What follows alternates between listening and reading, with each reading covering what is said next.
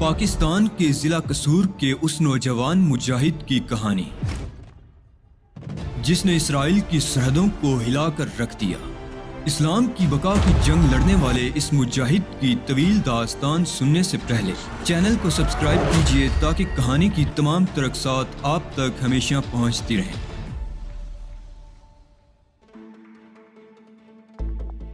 ایک گھنٹے کے بعد سیکرٹری کھانا لے کر آیا۔ مجھے وہاں موجود پا کر اس کا چہرہ پھیکا پڑ گیا تھا۔ لوبو کو اس دوران میں نے دوبارہ پنجرے میں پہنچا دیا تھا۔ اسے کھانا دیکھ کر ہارٹن میرے پاس آ گیا۔ اب اس کے لیے کچھ لانے کی ضرورت نہیں، میں اس کا کھیل بھی ختم کر رہا ہوں۔ نیگی کی کیا بات کہی تھی تم نے؟ اس کی لاش مل گئی ہے جناب، سیکرٹری نے جھجکتے ہوئے کہا۔ کیا مطلب؟ اسی کے کوارٹر کے ایک گملے میں اسے ہلاک کر کے دفن کر دیا گیا تھا۔ میں سخت نگاہوں سے سیکرٹری کو دیکھنے لگا۔ اس نے گردن جھکا لی تھی۔ اس کا مطلب ہے کہ وہ ہمارے بہت قریب موجود ہے اور کامیابیوں پر کامیابیاں حاصل کر رہا ہے۔ میں نے فوری انتظام کر لیا ہے جناب۔ اس عمارت میں جتنے افراد موجود ہیں انہیں بیرن ہاؤس میں پہنچا دیا ہے۔ ان کے چہرے ایمونیا سے دلوا کر دیکھے جا رہے ہیں۔ صرف چند افراد کو میں یہاں لاؤں گا اور انہیں تعینات کروں گا۔ باقی لوگوں کو بیرن ہال میں نگرانی میں رکھا جائے گا۔ میں نے کچھ اور سوچا ہے مسٹر ہارٹن، میں نے پرخیال انداز میں کہا، اور ہارٹن میری شکل دیکھنے لگا۔ جزیرے کے انتظامات کے لیے میں کچھ اور لوگوں کو طلب کرنا چاہتا ہوں۔ ڈینی مارش اسمتھ کو کل دوپہر میرے پاس بھیج دو، میں اسے بیروت بھیجوں گا۔ خود میں بھی آپ سے یہ درخواست کرنے والا تھا جناب، سیکرٹری نے کہا۔ میں نے اس کی بات کا کوئی جواب نہیں دیا۔ بہرحال تم جو کچھ کر رہے ہو کرتے رہو، میں کل 2 بجے ڈینی سے ملوں گا۔ اب تم جا سکتے ہو۔ میری آواز کی سختی ہارٹن نے محسوس کر لی تھی۔ وہ خود بھی سخت پریشان تھا، چنانچہ خاموشی سے چلا گیا۔ اس کے جانے کے بعد میں نے وقت ضائع کرنا مناسب نہ سمجھا۔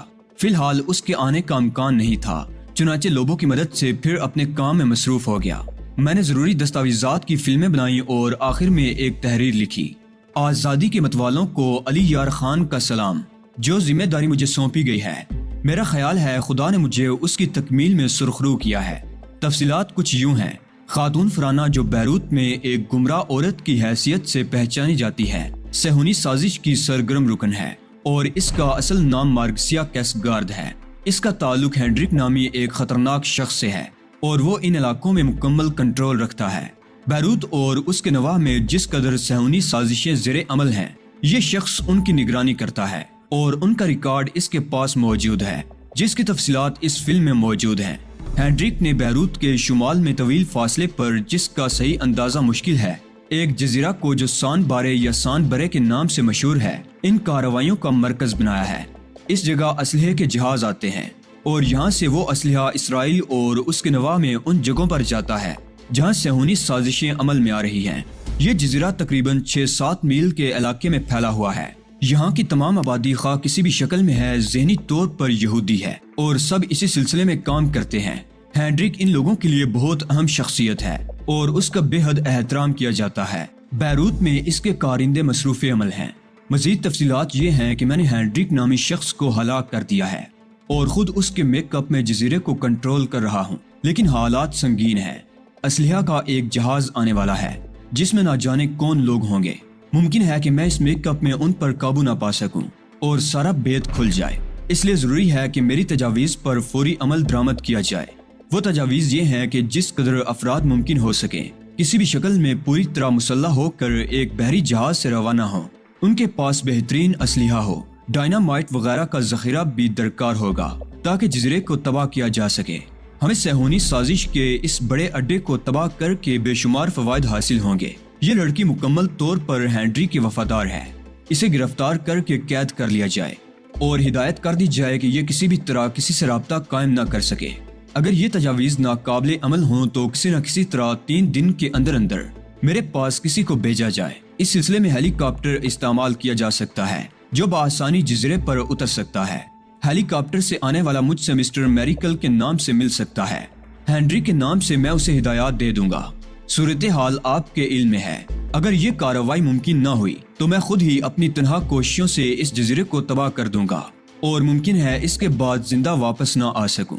اس طرح اس حقیر سی زندگی کو میں اپنے مشن کے لیے قربان کرنے کی سعادت حاصل کر لوں گا۔ انشاءاللہ ایک دن فلسطین آزاد ہوگا۔ علی یار خان، پاکستانی۔ اس تحریر کی فلم آخری تھی۔ میں نے پوری فلم مکمل کر لی اور پھر اسے ایک مخصوص طریقے سے پیک کر دیا۔ میرے ذہن سے ایک بڑا بوجھ ہٹ گیا تھا، چنانچہ میں بیرونی معاملات کی طرف متوجہ ہو گیا۔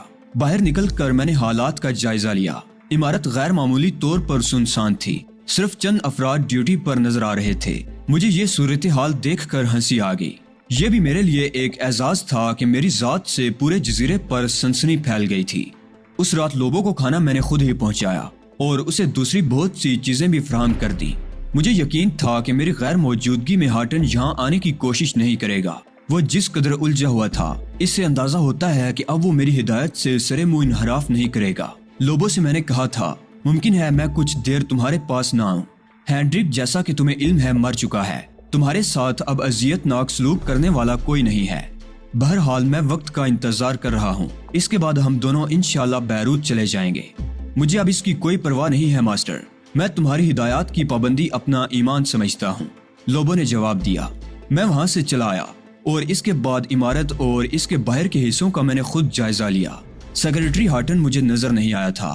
صورتحال خاصی اطمینان بخش تھی۔ دوسرے دن دوپہر کو 2 بجے ڈینی مارش اسمتھ میرے پاس پہنچ گئی۔ اس کا چہرہ بجھا بجھا سا تھا۔ اس نے بڑے ادب سے مجھے سلام کیا اور میرے سامنے کھڑی ہو گئی۔ پھر میں نے اس سے کہا، ڈینی، میں تمہیں بیروت بھیجنا چاہتا ہوں۔ میں حاضر ہوں جناب، اس نے مستعدی سے جواب دیا۔ جس مشن پر میں تمہیں بھیج رہا ہوں وہ خالص ذاتی نوعیت کا ہے۔ میں چاہتا ہوں کہ تم مکمل رازداری سے کام کرو۔ کسی شخص سے کوئی گفتگو کرنے کی ضرورت نہیں ہے۔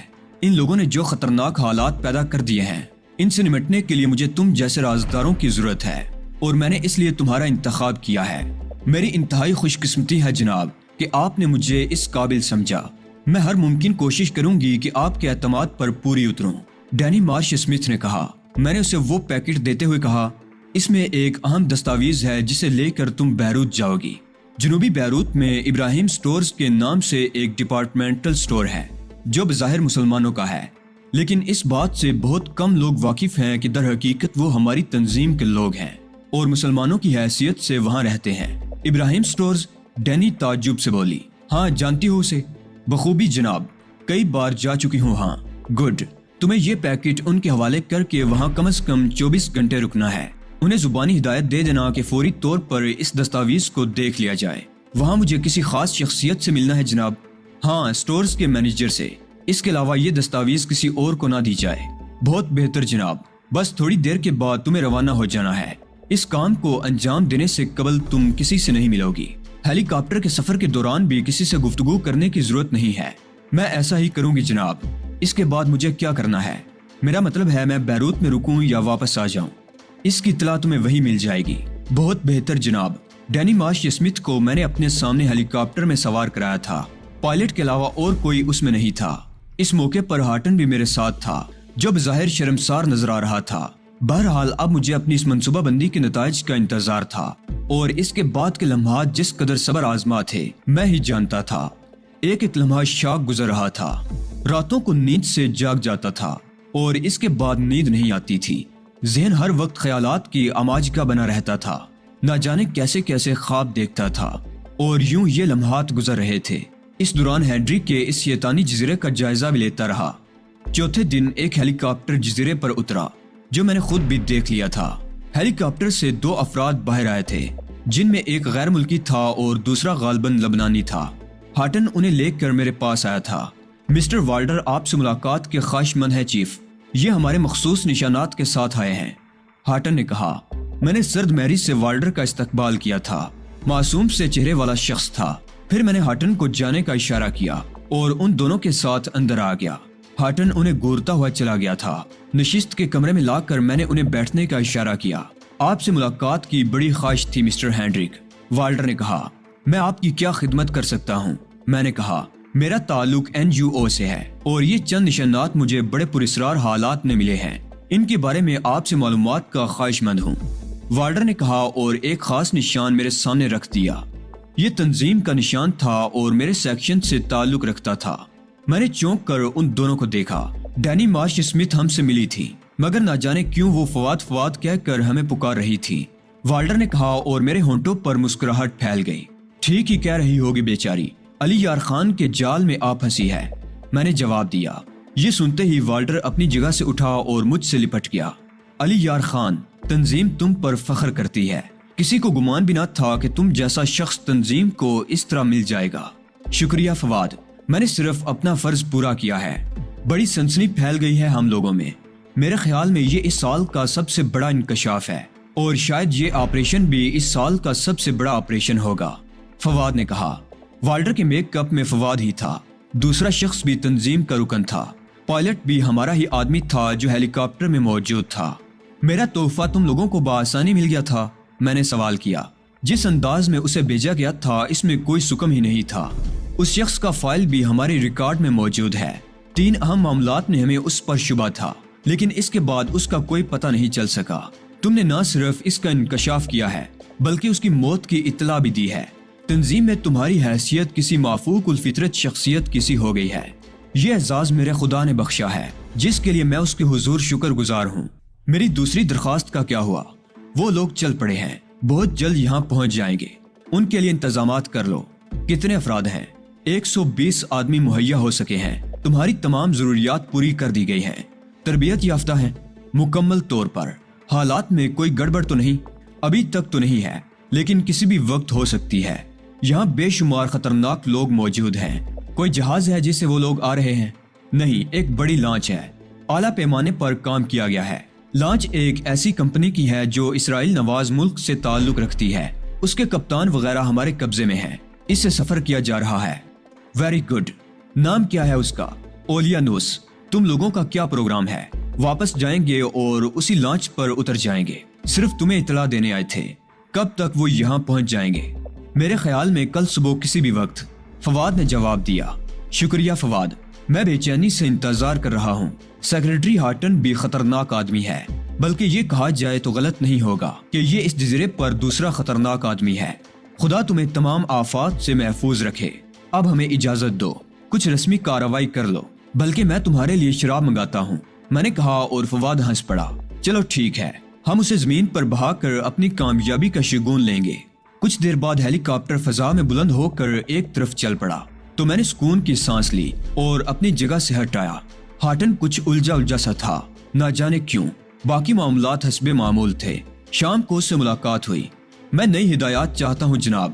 کس سلسلے میں نے پوچھا۔ جزیرے کا نظام اس شخص کی وجہ سے درہم برہم ہو گیا ہے۔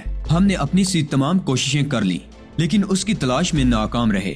تمام ملازمین بھی پریشان ہیں، حالانکہ میں نے ان کے بارے میں ہر طرح تسلی کر لی ہے۔ وہ بے حد خطرناک انسان تھا ہارٹن۔ ہاورڈ نے اس کے بارے میں جو رپورٹ دی تھی اس میں اس کے لیے خاص الفاظ استعمال کیے گئے تھے۔ اس سلسلے میں تمہاری تشویش حق بجانب ہے۔ اگر وہ جزیرے سے نکل گیا ہے تب بھی ہمارے لیے خطرناک ثابت ہو سکتا ہے، اور اگر یہاں موجود ہے تب بھی۔ خیر، اس کے لیے میں نے کچھ انتظامات کیے ہیں۔ کل کسی وقت ایک لانچ یہاں پہنچ رہی ہے جس میں کچھ لوگ آ رہے ہیں۔ میں جزیرے کا انتظام ان لوگوں کے حوالے کر رہا ہوں۔ وہ جاسوسی کے جدید ترین طریقوں سے اس کا پتہ چلائیں گے۔ اس کے علاوہ اور کیا کیا جائے؟ ہارٹن نے سر جھکا لیا۔ میں خود شرمندہ ہوں اس سلسلے میں جناب۔ بہرحال میں دعوے سے کہتا ہوں کہ وہ اب اس جزیرے پر موجود نہیں ہے۔ میں نے اسے تلاش کرنے میں کوئی کسر نہیں اٹھا رکھی ہے۔ ٹھیک ہے، دیکھتے ہیں۔ یہ مسٹر والڈر کون تھے؟ ہارٹن نے پوچھا۔ جی کین اوورسیز کے مینیجر۔ ان کی معرفت ہم نے کچھ چیزیں منگائی ہیں، ان کی تفصیلات لے کر آئے تھے۔ میرے علم میں یہ بات نہیں تھی جناب، میرے علم میں بھی نہیں تھی۔ ویسے یہ اعلیٰ سطح کے معاملات ہیں ہارٹن۔ ہارٹن نے فکر مندی کی گہری سانس لے کر کہا۔ میں اس کے چہرے پر تشویش کے آثار صاف دیکھ رہا تھا۔ ضرور اسے کوئی شک ہو گیا تھا۔ بہرحال اب اس شخص کو نظر میں رکھنا تھا۔ بہت تھوڑا سا وقت رہ گیا تھا۔ اس وقت کو کامیابی سے گزارنا ضروری تھا۔ شام ہو گئی۔ رات کے کھانے کے بعد میں آرام کرنے چلا گیا اور بستر پر دراز ہو کر حالات پر غور کرنے لگا۔ نیند کم وقت آنکھوں میں بہت کم آتی تھی۔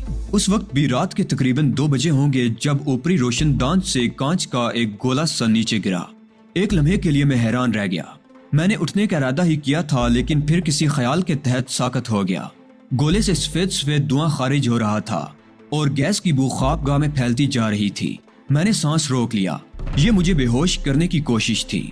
سانس روکنے کی مجھے کوئی خاص مشق نہیں تھی، لیکن اس وقت بے ہوشی سے بچنے کا اور کوئی ذریعہ نہیں تھا۔ جس طرح بھی ممکن ہو سکا میں نے اس خواب آور گیس سے بچنے کے لیے کوششیں کی۔ میرا چہرہ سرخ ہو گیا تھا اور دم گھٹا جا رہا تھا۔ پھر دروازے پر آہٹ ہونے لگی۔ دروازہ بند نہیں تھا، اس لیے وہ بآسانی کھل گیا۔ اندر جو آدمی داخل ہوا وہ ہارٹن کے علاوہ اور کوئی نہیں تھا۔ چند لمحے دروازے پر کھڑے ہو کر اس نے گیس خارج ہونے کا انتظار کیا اور پھر آگے بڑھ گیا۔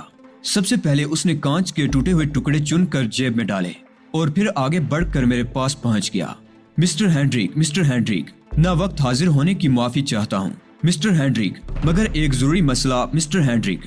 وہ رک گیا، پھر اس نے میرے سینے پر ہاتھ رکھ کر مجھے جھنجھوڑا اور اس کے بعد وہ میری طرف سے مطمئن ہو گیا۔ ہارٹن کچھ دیر وہیں کھڑا رہا اور پھر خوابگاہ کے اس حصے میں پہنچ گیا جہاں سے اندر کنٹرول ہال میں داخل ہوا جا سکتا تھا۔ یہاں سے داخلے کی ضرورت اسے اس لیے پیش آئی ہوگی کہ میں نے دوسرے داخلی دروازے کو بند کر دیا تھا۔ میری یہ کوشش ہارٹن کو شبہ میں مبتلا کر سکتی تھی، مجھے اس کا اندازہ تھا، لیکن مجبوری تھی۔ میں اب کنٹرول ہال میں اس کا آزادانہ داخلہ بند کر دینا چاہتا تھا۔ ویسے ہارٹن کو مجھ پر شبہ کرنے کے کئی اسباب تھے اور مجھے خود بھی اس کا احساس تھا۔ اس وقت صورتحال واضح ہو گئی تھی، لیکن اب مجھے بھی اس کی ضرورت نہیں رہ گئی تھی۔ جو کام میں اس سے لینا چاہتا تھا وہ لے چکا تھا، اس لیے اس کے اندر داخل ہوتے ہی میں بھی اپنی جگہ سے اٹھ گیا اور اس کے پیچھے پیچھے کنٹرول ہال میں داخل ہو گیا۔ ہارٹن اطمینان سے اندر داخل ہوا تھا، جبکہ میں نے خود کو اس کی نگاہ سے پوشیدہ رکھا تھا۔ سب سے پہلے اس کی نگاہ کٹہرے کی طرف گئی اور پھر وہ تیز قدموں سے کٹہرے کے پاس پہنچ گیا۔ میں بھی مشینی اور ستونوں کی آڑ میں ہوتا ہوا اس کے پاس پہنچ گیا تھا۔ پھر اس کی کرخت آواز ابھری، اے تم سو رہے ہو، جاگو، اٹھ جاؤ، ورنہ پھر قیامت تک نہ اٹھ سکو گے، اٹھو۔ اس نے سیاہ فام کو مخاطب کرتے ہوئے کہا اور سیاہ فام جاگ گیا۔ وہ آنکھیں ملتا ہوا اٹھ گیا تھا اور اب حیرت زدہ انداز میں ہارٹن کو دیکھ رہا تھا۔ میں جانتا تھا کہ اس کے ذہن میں کیا خیالات ہوں گے۔ کیا نام ہے تمہارا؟ لوبو، سیاہ فام نے کہا۔ کیا تم آزادی کے خواہشمند نہیں؟ ہارٹن نے کہا۔ لوبو خاموشی سے اسے گور رہا تھا۔ اگر تم میری بات کا صحیح جواب دے دو تو میں تمہیں ابھی اور اسی وقت آزاد کر سکتا ہوں۔ لوبو نے پریشان نگاہوں سے چاروں طرف دیکھا، پھر خشک ہونٹوں پر زبان پھیرتا ہوا بولا، نہ جانے تم کیا کہہ رہے ہو مسٹر، میری سمجھ میں کچھ نہیں آ رہا ہے۔ خود کو نیند کے اثر سے آزاد کرو۔ میں جاگ گیا ہوں۔ تم 11 افراد تھے یہاں؟ ہاں، لوبو نے جواب دیا۔ باقی 10 قتل کر دیے گئے؟ ہارٹن نے کہا۔ لوبو نے اس کی بات کا کوئی جواب نہیں دیا تھا۔ ہارٹن نے دوبارہ کہا، اور قتل کرنے والا ہینڈرک تھا؟ لوبو اب بھی خاموش رہا تھا۔ کیا تم اس بات پر یقین کرو گے مسٹر لوبو کہ دراصل ان کا قاتل ہینڈرک نہیں تھا بلکہ ایک نقلی انسان تھا؟ بہرحال افسوس میں تمہارے ساتھیوں کو زندہ نہیں کر سکتا، لیکن اگر تم میری مدد کرو تو میں اسے سزا دے کر تمہیں ضرور آزاد کر سکتا ہوں۔ میں تمہاری کیا مدد کر سکتا ہوں مسٹر؟ لوبو اب سمجھ گیا تھا۔ ہینڈرک آخری بار یہاں کب آیا تھا؟ آج صبح۔ اس کے انداز میں تم نے کوئی تبدیلی محسوس کی تھی؟ کوئی خاص نہیں۔ وہ یہاں کیا کرتا رہا تھا؟ میں کیا جانوں مسٹر؟ اس شیطانی قید خانے کے بارے میں تو کچھ بھی نہیں جانتا، لوبو نے کہا۔ پھر بھی یہاں اس کی مصروفیات کیا ہوتی ہیں؟ اس نے تم سے آزادی کی بات تو نہیں کی تھی؟ یہ تو نہیں کہا تھا کہ تم اس کے ساتھ مل کر کام کرو، وہ تمہیں آزاد کر دے گا؟ بھلا یہ کیسے ممکن ہے؟ مسٹر ہینڈرک نے تو ایک ایک کر کے میرے بھائیوں کو موت کے گھاٹ اتار دیا، پھر مجھے وہ کیوں آزادی دیں گے؟ لوبو نے جواب دیا اور ہارٹن پر خیال انداز میں دونوں ہاتھ ملنے لگا۔ پھر وہ آہستہ آہستہ اس کنٹرول ٹیبل کی جانب بڑھ گیا جو ہینڈرک کے استعمال میں رہتی تھی۔ وہاں بھی وہ دیر تک ایسے نشانات تلاش کرتا رہا جن سے اس کے شبے کی تصدیق ہو سکے۔ وہ خاصا پریشان نظر آ رہا تھا۔ میں اس کی تمام حرکات و سکنات کا جائزہ لیتا رہا۔ اب اس بات میں کسی شک کی گنجائش نہیں تھی کہ ہارٹن کو مجھ پر شبہ ہو گیا ہے۔ ہینڈرک کے بعد ہارٹن اس جزیرے کی دوسری بڑی شخصیت تھا اور تمام لوگ اس کے احکامات پر عمل کرتے تھے۔ میں نے آج تک اس سے متعدد فوائد حاصل کیے تھے اور بے شمار الجھنوں سے بچا رہا تھا، لیکن اس کے بعد اسے موقع دینا بڑی حماقت تھی۔ چنانچہ میں نے آخری فیصلہ کر لیا اور اس وقت جب ہارٹن میز کے نزدیک سے گزرا تو میں اس کی پشت پر پہنچ چکا تھا۔ لوبو اپنے پنجرے کی سلاخیں پکڑے ہوئے اس منظر کو دیکھ رہا تھا۔ میں نے ہارٹن کی پشت سے پستول کی نال لگا دی اور کرخت لہجے میں اس سے کہا، دونوں ہاتھ بلند کر دو مسٹر ہارٹن۔ وہ میری آواز سنتے ہی بری طرح چونک کر پلٹا تھا اور پھر مجھے دیکھ کر اس کا چہرہ تاریک ہو گیا۔ مسٹر ہینڈرک، اس کے منہ سے لرزتی ہوئی آواز نکلی۔ اس کے ہاتھ بے اختیار اوپر اٹھ گئے تھے۔ میں نے اس کی جیبوں کی تلاشی لی، پھر کوٹ کے گریبان میں ہاتھ ڈال کر بغلی ہولسٹر سے پستول نکال لیا۔ پستول اپنے قبضے میں لینے کے بعد میں نے اپنے پستول کی نال سے اسے دھکیل دیا اور وہ 3-4 قدم پیچھے ہٹ گیا۔ میں سمجھ نہیں سکا مسٹر ہینڈرک۔ میں تمہیں سمجھاؤں گا ڈیئر ہارٹن، اچھی طرح سمجھاؤں گا، مگر تم میری اجازت کے بغیر یہاں کیسے داخل ہوئے؟ میں نے اس سے سوال کیا۔ وہ میں بس جناب دراصل میں کچھ پریشان تھا، اس نے کانپتی ہوئی آواز میں کہا۔ یہاں آ کر تمہاری پریشانیاں دور ہو جاتی ہیں، میں نے طنزیہ لہجے میں کہا، لیکن آپ کی طرف سے مجھے یہاں آنے کی اجازت ہے، میں کسی بھی وقت یہاں آ سکتا ہوں۔ بے شک یہ سب کچھ تھا، لیکن ہینری کے بارے میں معلومات حاصل کرنے کی اجازت تو تم نے مجھ سے نہیں لی تھی، میں نے جواب دیا، اور ہارٹن خود کو پرسکون رکھنے کی کوشش کرنے لگا۔ پھر میں نے محسوس کیا کہ اس نے ایک لمحے میں خود کو سنبھال لیا ہے۔ مسٹر ہینڈرک، آپ کو علم ہے کہ میں 14 سال سے اپنی تنظیم کے لیے خدمات انجام دے رہا ہوں۔ ان 14 سالوں میں میرا ریکارڈ بالکل صاف ہے، اور میرے نام سے ایسی کوئی بات منسوب نہیں کی جا سکتی جو قابل گرفت ہو۔ بے شک میں آپ کے سیکریٹری کی حیثیت سے کام کر رہا ہوں، لیکن کیا مجھے اتنا بھی حق نہیں پہنچتا مسٹر ہینڈرک کہ میں اپنے کسی شبے کی تصدیق کر سکوں؟ شبہ؟ میں نے سوال کیا۔ ہاں مسٹر ہینڈرک، اس شخص کو ہم نے ہر جگہ تلاش کر لیا، کوئی ایسی جگہ باقی نہیں بچی جہاں اسے نہ دیکھ لیا گیا ہو۔ اگر وہ پاگل نہیں تھا تو اس نے سمندر کے راستے فرار ہونے کی کوشش نہیں کی ہوگی، کیونکہ اس طرح کسی جگہ زندہ پہنچنا ناممکن ہے۔ تو پھر آخر وہ کہاں گیا؟ معاف کیجئے، میں عجیب بات کہہ رہا ہوں کہ پہلے آپ میرا چہرہ دیکھیں اور اس کے بعد مجھے اجازت دیں کہ میں آپ پر ایمونیا استعمال کروں اور یہ اندازہ لگانے کی کوشش کروں کہ آپ میک اپ میں تو نہیں ہیں۔ میں آپ سے سچ عرض کر رہا ہوں مسٹر ہینڈرک کہ اب ہم دونوں کے علاوہ کوئی باقی نہیں رہ گیا جس پر شبہ کیا جا سکے۔ لوگوں سے معلومات کی بنیادی وجہ یہی تھی، ہارٹن نے جواب دیا، اور میرے ہونٹوں پر مسکراہٹ پھیل گئی۔ بات تو کسی حد تک معقول ہے، لیکن ڈیئر یہ بتاؤ کہ اگر میں وہ شخص نکلا تو ظاہر ہے میں تمہیں اس کا موقع نہیں دوں گا کہ تم میری اصل شکل دیکھ سکو۔ اس کے باوجود اگر آپ مسٹر ہینڈرک ہیں تو مجھے اس بات کی اجازت دیں۔ ہارٹن اب کافی حد تک مطمئن نظر آنے لگا تھا۔ اگر یہ بات ہے تو ہارٹن پھر یوں کرتے ہیں کہ ان دونوں پستولوں سے کارتوس نکال کر پھینک دیتے ہیں، اور اس کے بعد ہم ایک دوسرے کو دیکھ لیں گے۔ بالکل مناسب۔